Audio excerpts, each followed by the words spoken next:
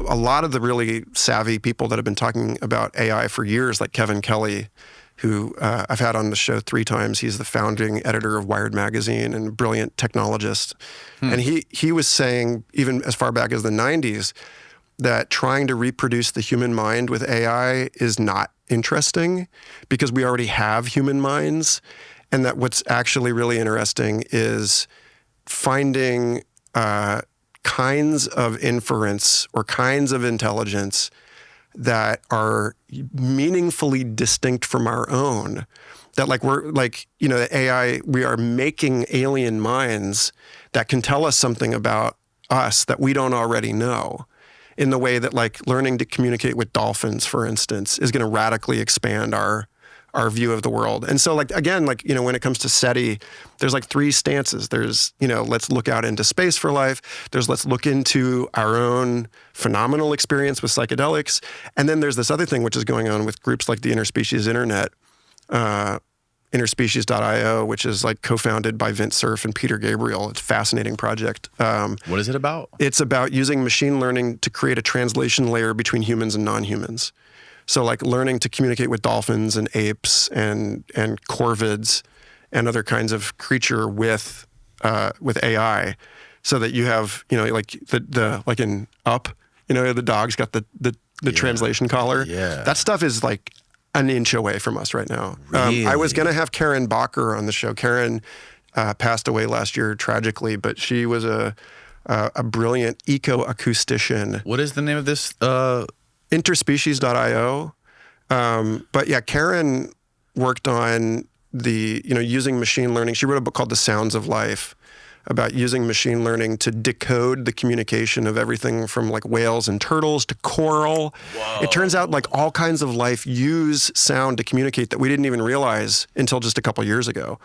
And so, yeah, there's this whole explosive field right now of ecoacoustics empowered by AI, so that, like within a very short time, we're going to be talking to all kinds of non-human animals. And then we have an ethical question about like whether we should, whether it's responsible for us to, there are issues of like informed consent. Like, should we really be giving, should we really be like in the position to sell dolphins Instagram ads and stuff like that? That seems like a really bad idea, because it's like they're like children. Like they don't like, should you really let your kids just watch YouTube without parental supervision? No. And anyway, so this is, I just love the idea of like, oops, it turns out that, we thought that AI was going to be good for like missile guidance and stuff like this. The real feature of AI, the really interesting thing that it's going to turn out to be most useful for, is helping us reconnect to this more sort of diverse relationship to mind and intelligence that makes our explorations of the cosmos inherently plural. Like the last thing I think I pulled up that I wanted to show you is this talk I gave a couple years ago about pluralism, and it gets back to this. There's a ton of good links in here. A 6-minute talk on all of the different ways that people independently decided that pluralism was the correct basis for asking, deep questions about reality. And so, yeah, so like, again, like there's a ton on the table right now, like what we stand to learn if we do manage to kind of like reliably open discourse with different forms of non-human intelligence, be they terrestrial organisms, be they machine intelligences, be they, interdimensional ET type things or whatever. Every new, there's like, I guess like the way to put it is like the term alien has not always meant the same thing, right? Like there are people that call people crossing the border through Mexico aliens. Right. Alien just means beyond the horizon of my own sense of self, right? It's an adjective that we apply to the things that are exotic to our own understanding of the world. And so alien used to mean people living 5 miles away from you, and maybe in another 100 years, alien will mean, something that currently lies so far beyond the scope of our comprehension. We will not consider, the octopus to be an alien form of intelligence anymore. Because we will have been brain linked to octopi through, brain-computer interfaces for 100 years. So it'll seem like your neighbor, in like the latent space of possible minds. That's crazy to think about. I mean,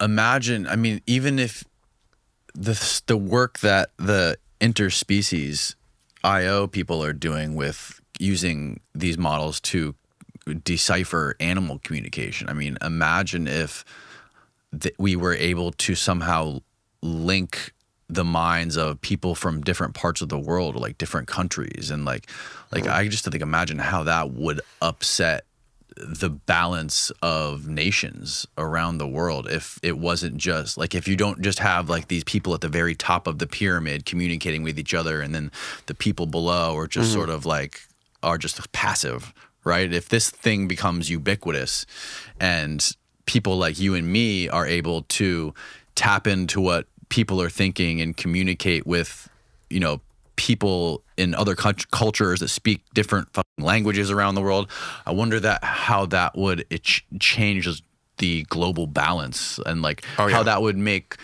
when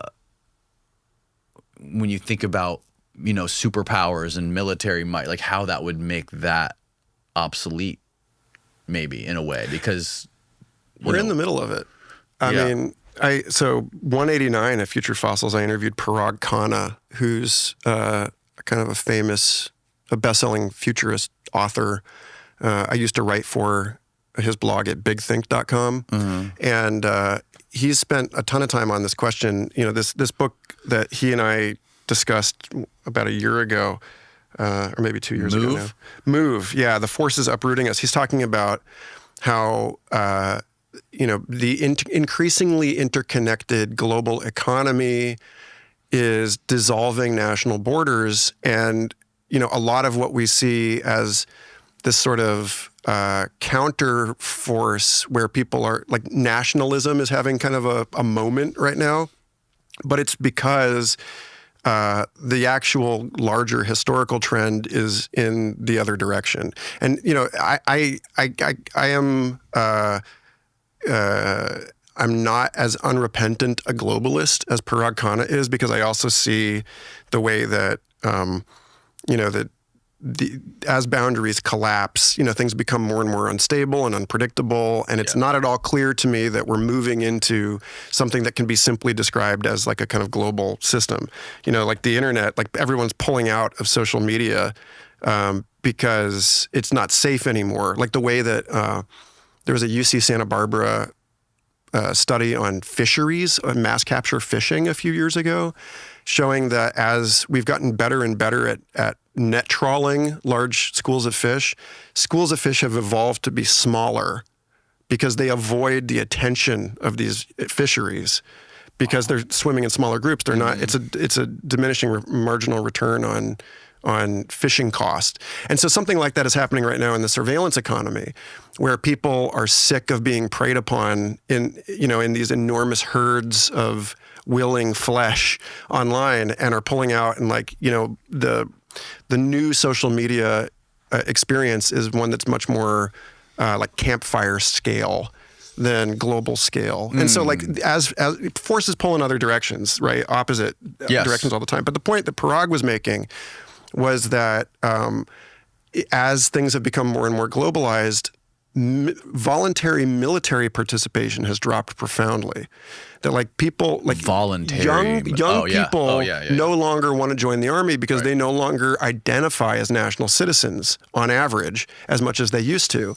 They no longer have a fealty to, a given country. They have on average more of a fealty to being of a particular generation. Yes. Or identifying as global citizens. My buddy Sam Barton, who is a dear friend of mine. Let's see, what was that? Sam Barton, global citizen. He's working on a project, Global Citizenship. Global Citizens United is a project he's working on with a few people to try and kind of advance this notion of global citizenship from the bottom up. And so, yeah, I mean, there are these, Parag talks about there being, we have a moral imperative to open our borders more because, the demographic shifts in the population are making it so that we're going to run out of elder care. Like Japan is already struggling. Large parts of Europe are already struggling with like replacement. And so people are running out of, options for domestic labor and for the care of the elderly and this kind of thing. And so we're going to have to, like a society needs new blood in it. And Right. if our reproductive rates continue to drop because of the systems dynamics of the demographic shift into urban living, then we're going to have to replace that not with children from a given country, but from immigrant movement. That's a good point. That this guy, I was listening to a podcast with John Mearsheimer and Lex Friedman had him on. The guy's incredible. He was talking about that specifically in regards to immigration from Mexico and South America, and like how important it is, like that, and also I think from like Asian countries that a huge chunk, I think more than ever, of young people are currently reproducing. The people that reproduce the most that are immigrants from those countries that are replenishing our population and keeping it from declining. And if it wasn't for all that immigration, our population would be plummeting like at a way larger rate. The revolution in computing has made it so that we no longer have a notion that humans are these sort of isolated, self-determining, self-authoring, rational actors, which is like the idea that dominated economics for like most of the last 100 years.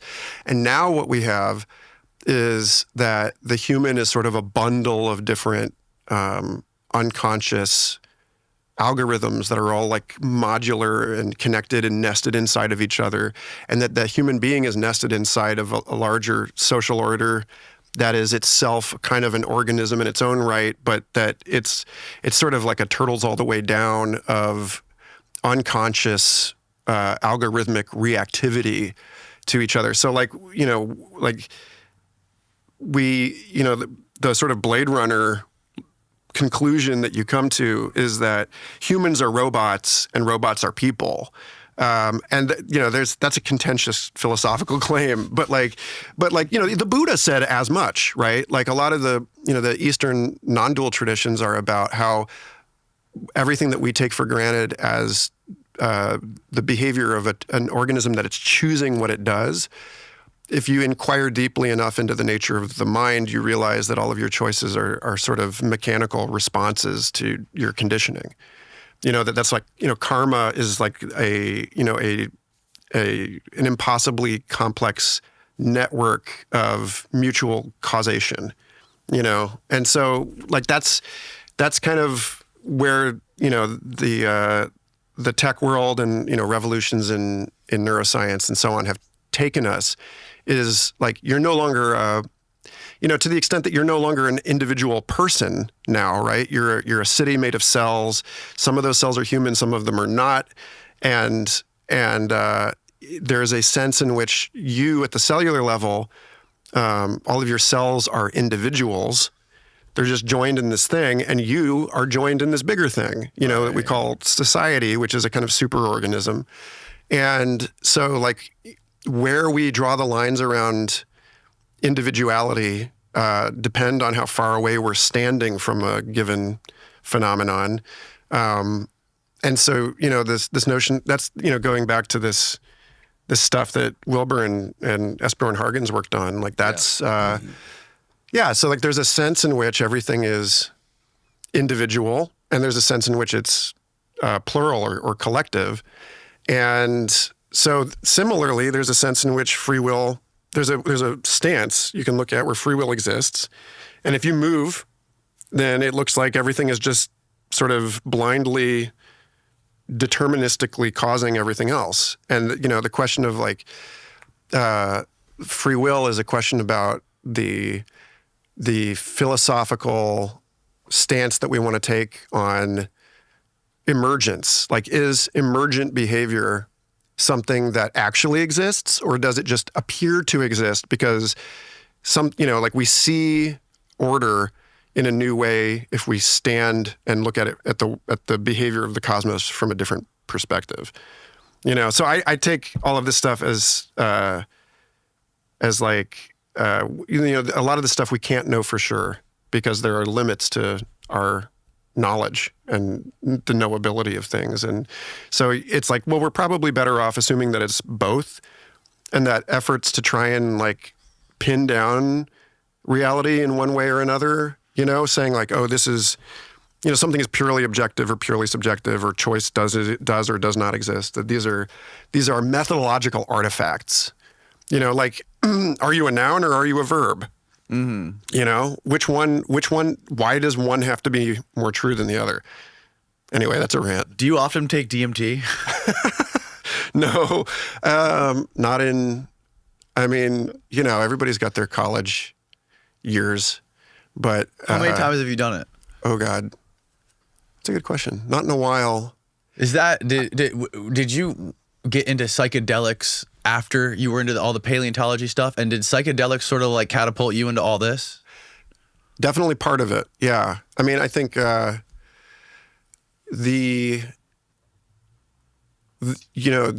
question of the evolution of intelligence and consciousness is hot on the heels of realizing that that everything you thought you knew is up for grabs, right? And you're like, okay, well, what is the mind and where does it come from? And, how does language work? Yeah. And those are very undergraduate, yeah. So, but, the older one gets, the cooler one's brain runs.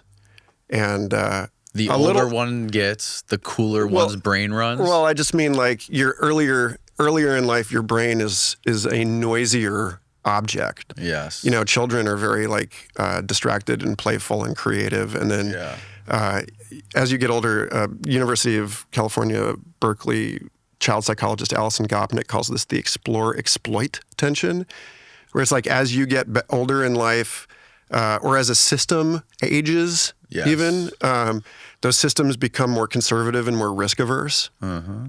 And then at some point, you can kind of go back. Let's see, where did I put this? I wrote a piece on this a while ago. The future is noisy, talking about like there's a curve in life where as your senses start to fail you in old age, you become more childlike again. You become more of a dreamer and more playful. But yeah, there's the relationship. Wear diapers again. Yeah, exactly. The relationship between the notion that comes out of DMT research that the basically waking state is a kind of dream constrained by the wiring of the brain to its senses. And so the more signal you get from the outside world, the more your signal to noise ratio goes up. And then as your senses develop or as they fail, that ratio changes. And so different, there are processes, if you think about that kind of that arc, there are moments in the process of the production of scientific knowledge that are high noise, and then there are moments that are high signal. When you're collecting data, you want your noise to be as low as possible, but when you're trying to come up with a new hypothesis, you want to turn the noise up. And so again, this has to do with the way that for instance, the people that are authors talk about, you don't want to criticize your first draft while you're writing it. You want to save editing, which is a high signal to noise ratio process, for later. And then you want the original draft of your manuscript to be generated in a kind of sprint of noise production. Right. So there's a really great paper. There's an exchange of letters on the role of noise in in innovation in complex systems. Let's see. Yeah, the role of noise in collective intelligence, where famous psychologist Daniel Kahneman basically says, noise is the enemy. We're trying to get rid of noise. And then, his critics, led by David Krakauer and David Wolpert, say, yeah, actually, if you eradicate noise from a system, you lose all creativity in the system. You lose the ability for that system to adapt to surprise in its environment. So I don't know if that answers your question, but there are definitely times in life where it's appropriate, perhaps, or it's more appropriate, if you to pursue trance and psychonautic adventure and lateral thinking and creative weirdness. Yeah, I think like the farther down the road we get in the advancement of technology, and if we ever hit the point of, I'm sure we will, but the point of like a singularity, we would maybe humanity will just want to escape this reality that we are in right now. Like it's like the Matrix, right? It's like we're unplugged right now.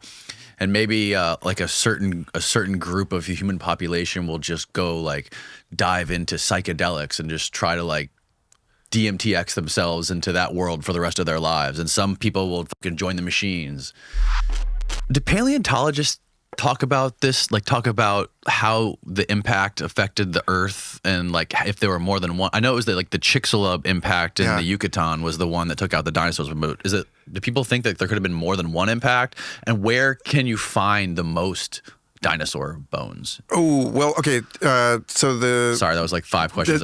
So actually I just saw, I can't remember the name of the paper, but somebody just did some work. Oh, it was Jim Kirkland, who is a fabulous American paleontologist who was involved in like the discovery of a bunch of notable species. But he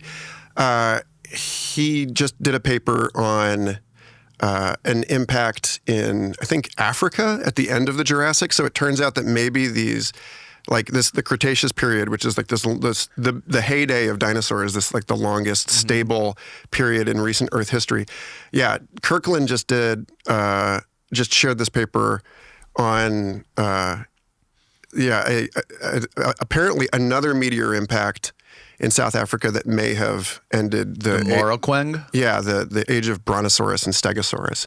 So it may be that the whole age of dinosaurs was kind of, I mean, the Permian extinction also had, was mostly about volcanic eruptions and what extinction? The end Permian, which is right before the Triassic, which is the period that killed the regime of terrestrial reptiles and the whole like ocean ecosystem that basically cleared the slate and made room for dinosaurs to take over. And the end Permian extinction is the biggest in the history of the planet. It's like 96% of all life on Earth. Make that big again, Steve. That image. That's not it.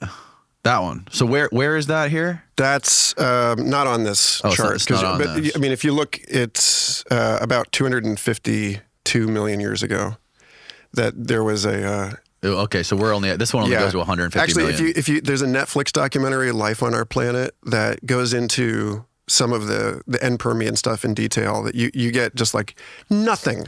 Like there's almost nothing left over. And we bounce back from that. And that's it's funny because like there are they say 5 mass extinctions and we're living through the 6th, but that's based on a kind of what I consider kind of an arbitrary marker.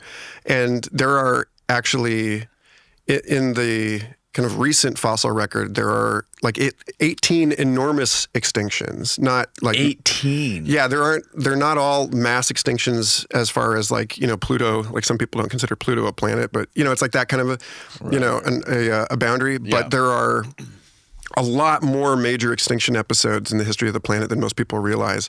And that only goes over the last few 100 million years. And if you go back even further to even more, before the advent of multicellular, like complex life, then there were major die-outs like the Great Oxygenation Event 2.2 billion years ago. 2.2 billion. Yeah, so like that's when cyanobacteria, like blue-green algae, figured out how to photosynthesize, and then over a couple 100 million years flooded the atmosphere with oxygen.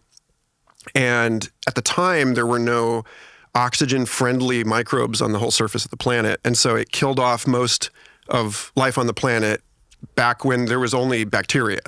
And so then it's so funny because, I was just hearing your conversation with the Snake Brothers, and they were talking about, there's this thing of, disaster events and people hiding underground.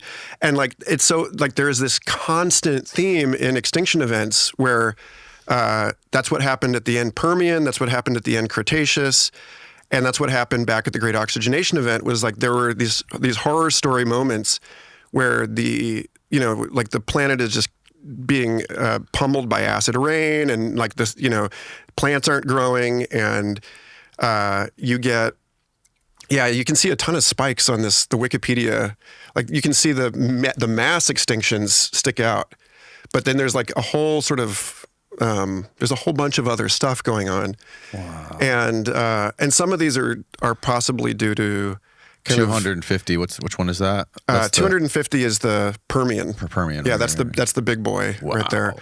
What do you think that was? You said that was volcanoes? Yeah, there was a methane bloom that made the atmosphere toxic, and the whole planet was just on fire.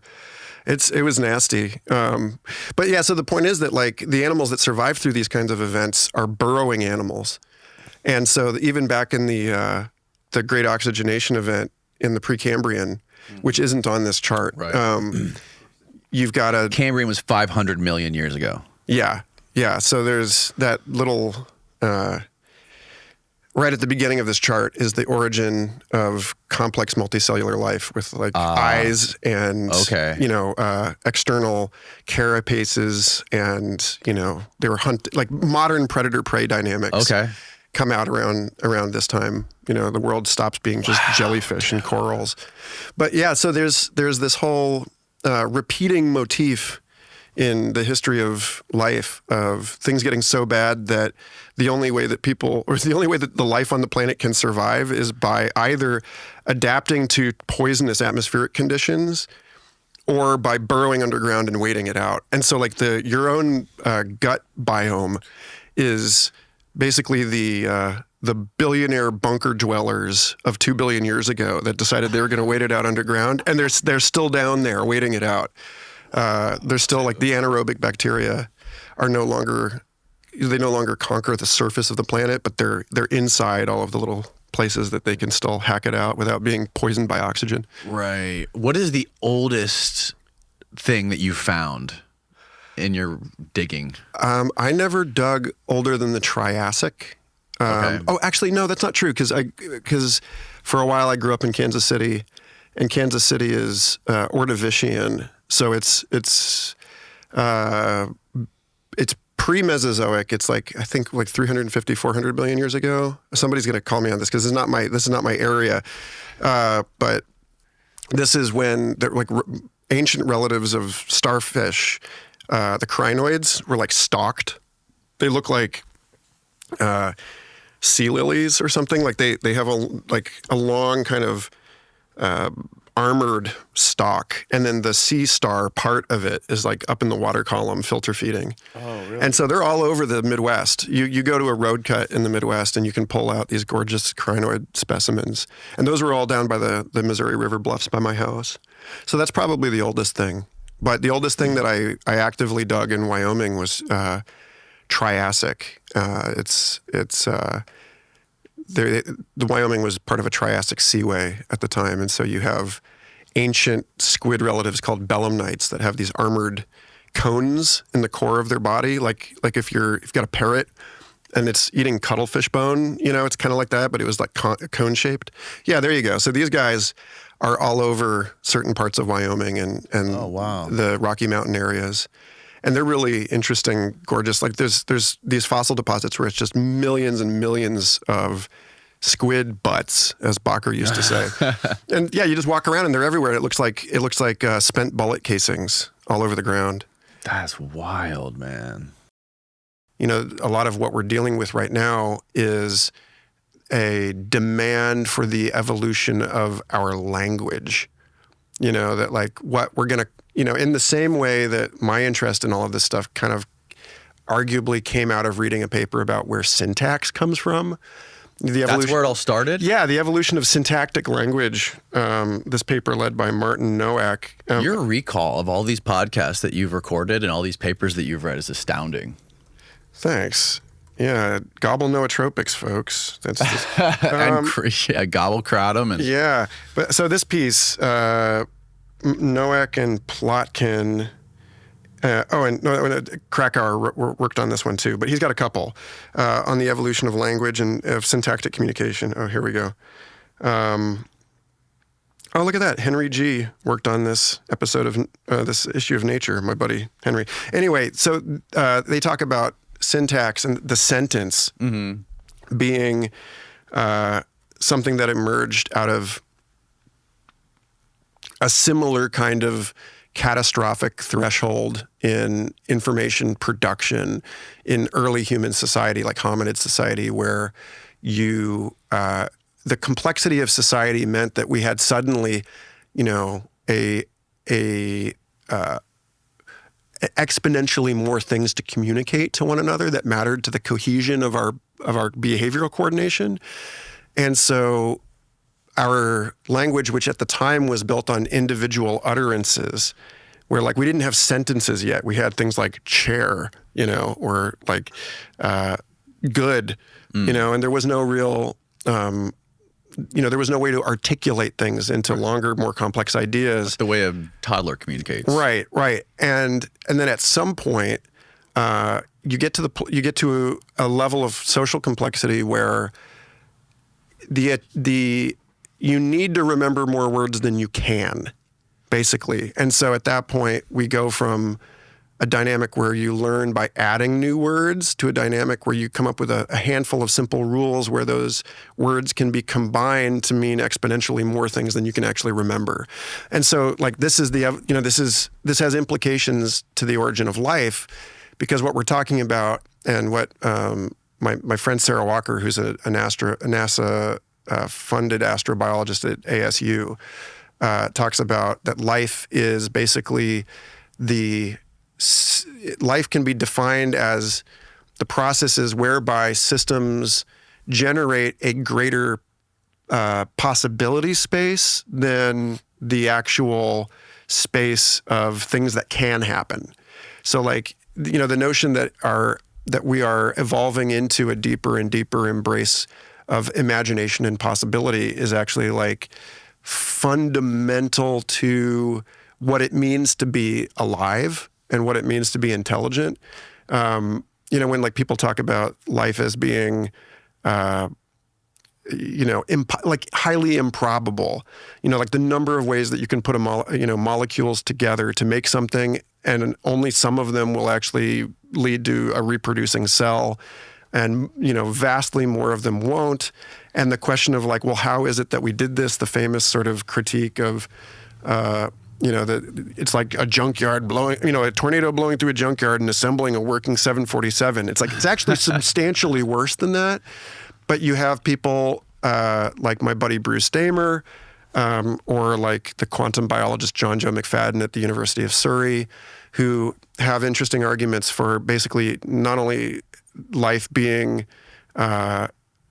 seemingly circumventing enormous improbability, but being inevitable because the grain of our cosmos is toward an expansion of what complex system scientist Stuart Kauffman calls the adjacent possible. That like, you keep coming to these crisis points in information management in both pre-biological, biological, and sort of trans or post-biological systems. And the solution is to invent a new syntax, a new order for articulating and recombining the parts that allow us to model the cosmos with adequate complexity in order to continue surviving in it. And so, yeah, so like this notion of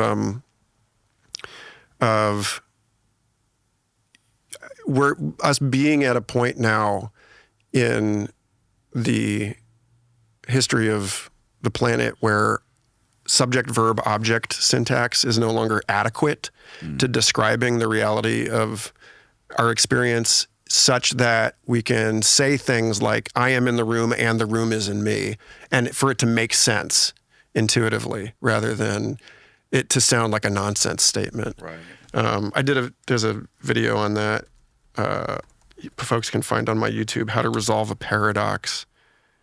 Where, then this is something that was communicated to me in a UFO experience, actually, in 2006, where they said, look, if you like, say you have a card, and on one side of the card it says the statement on the opposite side of this card is false. But then you turn the card around, and on the other side of the card it says the same thing. So they can't both be right, right? Right? Oh, no, but they can, because you can spin the card. And so you can assign a relative truth value to these seemingly contradictory statements by adding a dimension of time or a dimension of physical space where those things can oscillate. And that kind of oscillation is one of the core characteristics of a hyperobject as defined by Timothy Morton. So like reality is a hyperobject, and we gain more and more adequately high dimensional understandings or models of reality by adding more dimensions and more perspectives to our understanding, which is exactly what we were talking about with like, what is science? Science is an open-ended process whereby more and more seemingly contradictory dimensions are unified at the level of our understanding and our world models. And so that actually exceeds like a third-person confirmation. Like really, I think like the new form of science that we're going to stabilize at, in the coming decades, is a science that is comfortable with the complementarity of both quantitative and qualitative evidence streams, and has found some way to unify them in a higher logical order.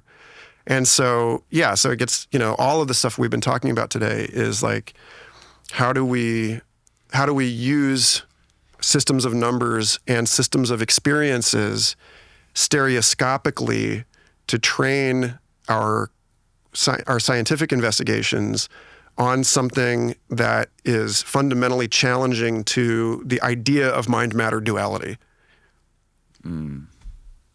Wild shit, dude. Let's watch this video. I mean, sure, it's kind of...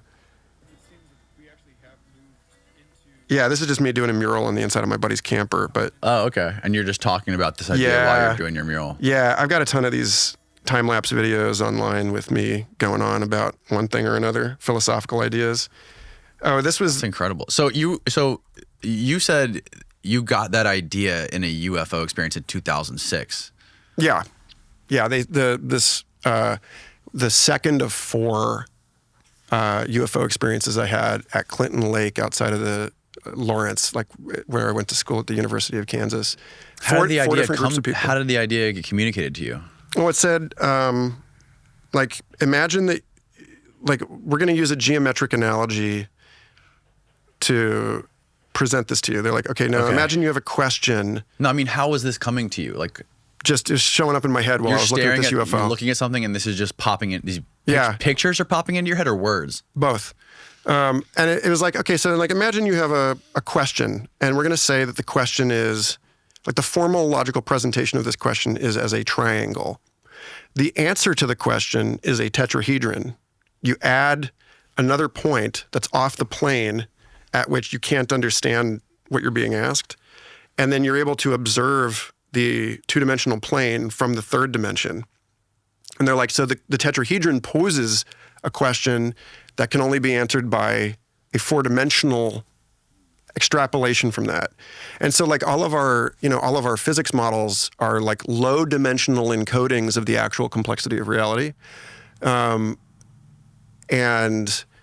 the ability of human beings to cognize a certain number of dimensions is constrained by our evolutionary history, which required us to navigate space-time at a certain level of complexity, right? Like, you don't need to know that there are 11 dimensions because it doesn't matter to you. Kind of, it doesn't matter. But maybe now it's starting to matter. Maybe now we have an existential demand being made on us to understand things at a higher level of dimensionality because our actions are suddenly, they have repercussions that extend into other dimensions, And so, like, there's a great book, Andrew Smith. This is sound kind of like what, Steve, you remember what Billy Carson was showing us that video about crystals and the lady that was holding she was holding like the 3D thing and it cast a shadow on the ground of like a 2D shape. Yeah, it was a really good explanation as well. What was it? There's like ultra crystals or I forgot the name. Quasi crystals. Quasi, yes. Yeah, so Andrew P. Smith wrote a book about this called The Dimensions of Experience. I want a book club with Future Fossils folks at some point, where he says basically like an ant actually doesn't even experience 3 spatial dimensions because they're so small, it doesn't matter, and they can like walk on walls and stuff. So they really only experience X and Y. Their experience of physical space is planar. It's not cuboidal. And humans have gotten to a point where humans and birds, like for instance, birds actually have more advanced spatial cognition than humans do because they have to fly. And so they're birds, especially birds that live in forests and other dense areas, have very advanced spatial, like that's why corvids, crows and magpies and so on are so good at like picking locks and stuff is because they have to think in 3D in order to navigate. And that's why humans, we have really good stereoscopic vision, and we can manipulate objects with our hands and so on because we were living in the trees for so long. We had to swing through a kind of dense, complicated 3-dimensional space. And so, like by the time one of the things that years ago, the author of Xenolinguistics, which is like one of the best books on psychedelics and the evolution of language in the world, Diana Reed Slattery. When she was on Eric Davis's show Expanding Mind back in the day, she talked about how like all of human language is based on us living on the surface of a planet under one Earth gravity. And that language would look completely different if it had emerged in 0 gravity. Because, you would think of things growing out rather than growing up. They would be growing out uniformly from a point in all directions rather than, like the way that like George Lakoff and Mark Johnson write in this Metaphors We Live By, they write about, we have this relationship in our minds between more is up and then like, a bigger pile of food is like better, or like sitting upright means that you're kind of more, you're maybe a little happier than if you're kind of like slouched over. Right. So there's like there are very, very deep entailments between more is up and up is better that are in our language. So when we talk about the stock market, we talk about it going up when it's performing well. Right. And we talk about it going down when it's not. And like, it's really counterintuitive to try and flip it around. One of the most interesting things about like data visualization and like the presentation of scientific knowledge is the way that we take these things as inherently objective, but they're actually, again, this is the postmodern or linguistic turn in philosophy. It's like we're actually sitting on this incredibly deep substratum of embodied understanding that's coloring everything we take to be objective knowledge. So like, when people talk about getting the cold shoulder, it turns out that social rejection is registered in the brain in the same place that like, you feel physical pain from social rejection, and it feels cold, and people report themselves as being colder when they're rejected. And there's like a history between like, you're a mammal, you slept in piles. You were like warmer when you were like accepted by your tribe or whatever. So like our language is full of this stuff. That's fascinating. And so again, like what's inside. What other kind of experiences? Did you have any other kind of experiences other than seeing objects in the sky? Did you have any like encounters with beings or anything? Oh yeah, for sure. I mean, for sure. Yeah. But I mean, again, okay, like let me just bracket this by saying that I believe in maintaining a kind of skeptical humility about all of the weird experiences that I've had. I've had enough of them to find them interesting and worthy of serious pursuit. A genuine effort to try and understand something. But I think that, anyone who believes that they know what's going on has failed, whether they believe on the side of, this does not exist, or on the side of like, this does exist and I know what's going on. And in fact, one of the more interesting pieces of writing I've seen on this is, again, by my buddy Stuart Davis, who wrote a piece on the phenomenon as control system or developmental driver, where he says, this piece, advanced, well, proceed.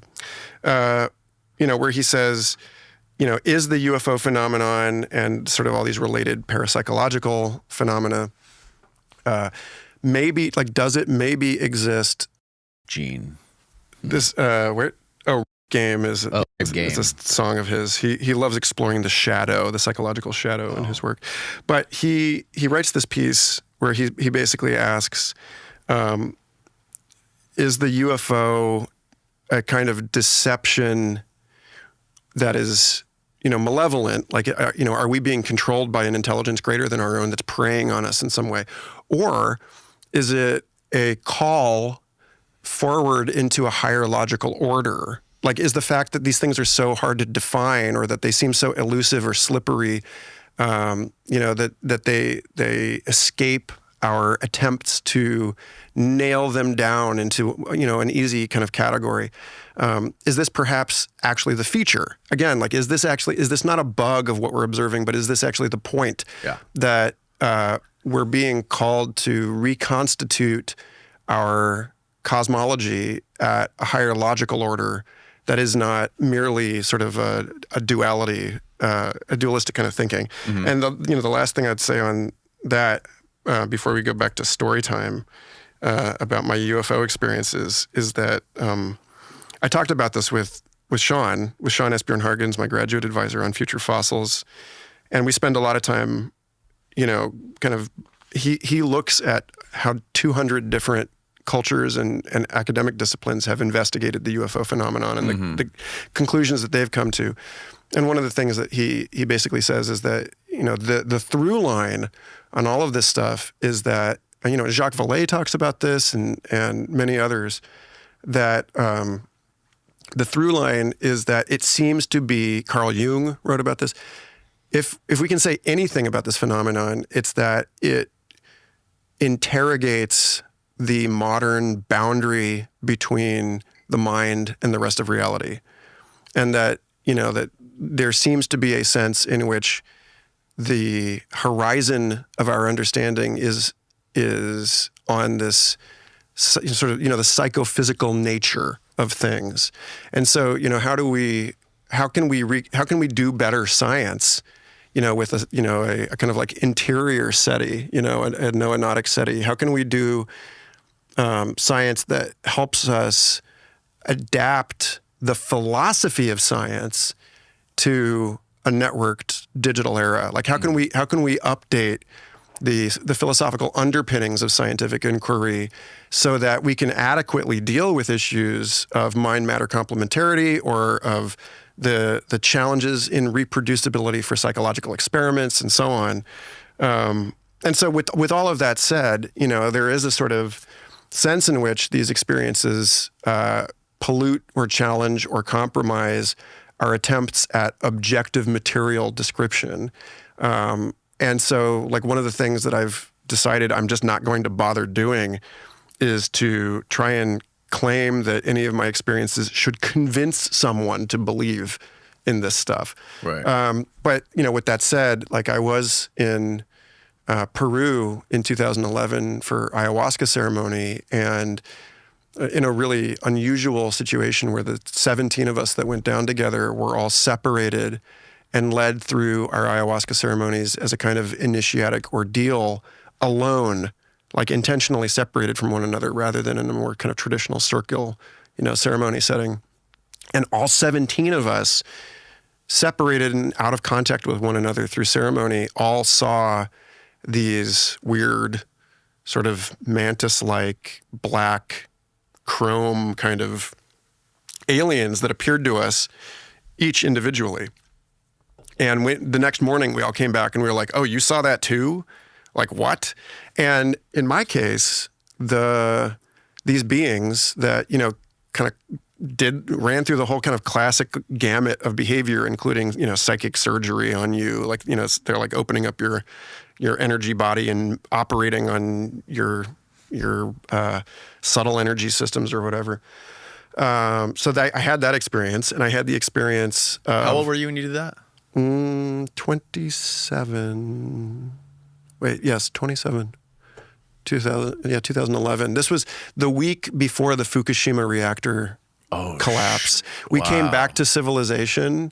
Like we came out of the jungle and went to a hostel outside of Puerto Maldonado. And the first thing we saw on TV was the coverage of the reactor meltdown. And we were like, oh, because like the whole thing was like, it's like you go through the experience, but then the work really starts when you get back. Right. And so like that was the joke on us, was we were like, oh God. Introduction back into the real world. Oh God, right. We live in the world, now, where is the boundary, because cesium-137's in your tuna. But like, so that's another weird thing about this phenomenon, right? Is the intense correlation between the UFO phenomenon and nuclear technology. And I know you've talked with a ton of people about this on the show, and the intense curiosity that these unidentifiable craft appear to have about nuclear missile stations and so on. But like, so, there's something really curious about that. But like the beings that I saw in ceremony that year were trying to explain to me. I mean, again, like this is this is the subjective experience I had of this, was that they appeared to me out of nowhere, and I was like, "So how are you here? What is this? How are you showing up to me right now? Like, are you, And what they were saying was that that there are different substrates on which life can emerge, or from which life can emerge. And that organic biochemistry is one of them, but organic biochemistry represents a specific stratum of temperature and pressure at which life can occur, and that life can occur at other pressures in other states of matter. And that their form of life occurs in plasmas that are, they're like ionized gases that are so hot and so electrically charged that organic life cannot develop from them, but that they can generate basically like magnetic holograms, and that the kinds of interactions that are necessary for life can emerge out of the substrate of those holograms. And so they were basically like, well, you actually have this too, like the living biological systems on the planet as we conventionally understand them all have this energetic component, which is, if you look at the work of like Irvin Laszlo or Rupert Sheldrake or some of these other people that have been trying to understand a new biology, a lot of them, puzzle into the relation of electromagnetism and quantum vacuum holograms and so on in these kind of more non-local and seemingly predictive biological dynamics. But the thing about they were saying is like, well, we have like a material body. It's just that our material body is plasma, and you have you have like a plasma body, but that's not where evolution has tuned your attention, or has tuned your organization as and the encapsulation or the incarnation of an inference, a model of its environment. Like you live on a slow, cool planet, and so the focal point for you as a living system is on this the material, the chemical substrate, whereas we are too hot for chemistry, but we are holograms made out of the magnetic interactions of heavy metals at the center of the galaxy. And so like we can appear to you through the nonlinear interactions of our sort of subtle body and yours. But this is where we don't occupy time and space in the same way that you do, because of the fact that our our experience is centered on a different, the emergent interactions of a different phase of matter. I was like, oh, okay. All right, cool. Noted. Yeah, noted. So like, but they were basically like, look, there's nothing supernatural about this. There's nothing, this is the same physics that you have. This is the same, substrate for biology on a very general level, but like you can't, like your eyeball would dissolve instantaneously if you tried to like actually physically co-locate with us. And, the only way that we're able to appear to you is kind of like remotely through this spooky action at a distance or whatever.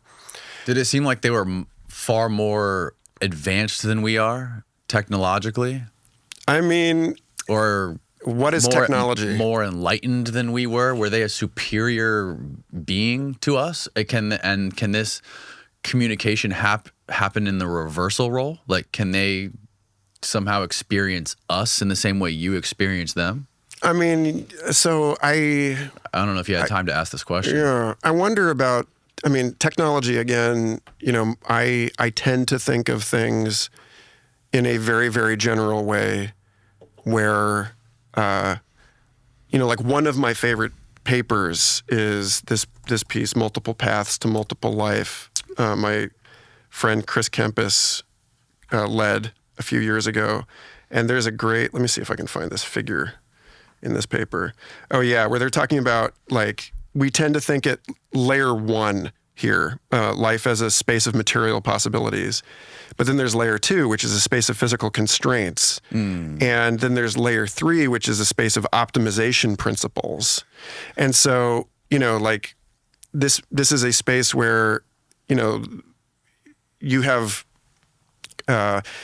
convergence on certain, like information theorists are going to argue that life could exist as, like the blockchain might be alive, or a national constitution might be alive, or memes might be alive. And memes, like Jacob Foster, the friend of mine who co-leads the Diverse Intelligence's Summer Institute, gave a great presentation a couple years ago on death metal as a kind of parasitic organism that exists on the substrate of human brains. He was just giving death metal as like a joke example, but like ideas are information patterns that propagate from one human brain or human mind to another.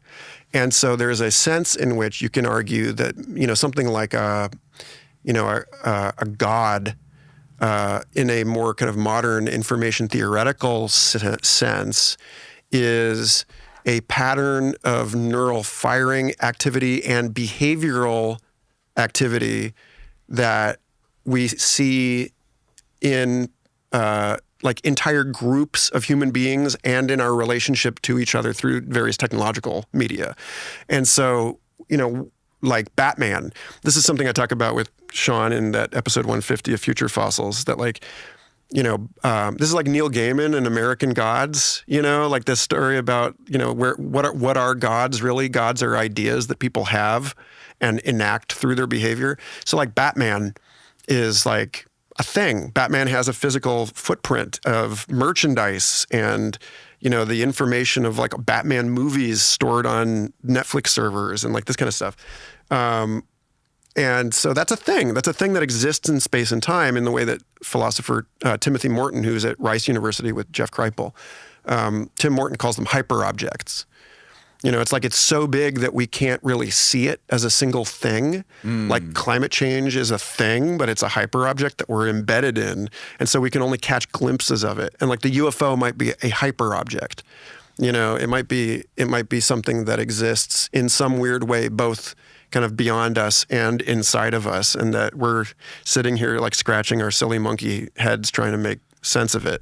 Yeah. But that it's there. It's there in the way that, that Christianity is, that like Christ, historically, who knows, may have been a physical person, but Christ is definitely a real thing. Yes. In that there enough people believe in Christ, and Christ influences their relation, their actual behavior in the world. you know? And so like, what is, you know, what is an idea? What is a technology? You know, what is, you know, what is life? And, you know, are we basically, you know, ideas that are, you know, like, are we like memes that, you know, like 19th century natural history illustrator Ernst Haeckel, who's like the legendary science illustrator of all time. There's a great documentary about his work called Proteus, where he talks a lot about his study of biological form as a study of the ideas in the mind of God, as kind of like Platonic, like that physical, you know, like biological organisms and like the various forms that we see in nature throughout the tree of life are like ideas that God is having, and that, you know, God's brain is like physical reality and so on. And I think that's just a really elegant, beautiful system for the contemplation of transcendent, weird notions. But I don't know how to answer your question about like, are they more or less advanced? Because, you know, I mean, I don't know.